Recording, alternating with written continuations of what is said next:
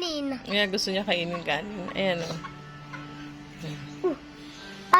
Hindi naman yan tsadong alipad eh. Oo nga. Masarap yan fried chicken? Ayoko. Gusto ko lagain ko yan. Lagain natin yan?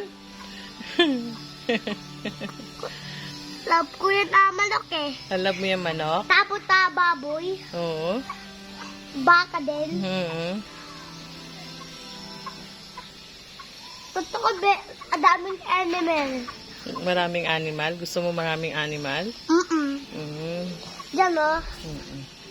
Alaki naman bahay eh. Malaki naman bahay eh. Malaking bahay natin? Ano ang gawa niya? Ayan, nakaupo siya. Ha? Kaupo lang siya. Yan. Ayun na.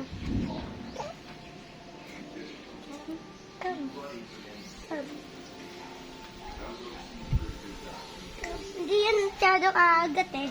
Kakalapit ka. Mama,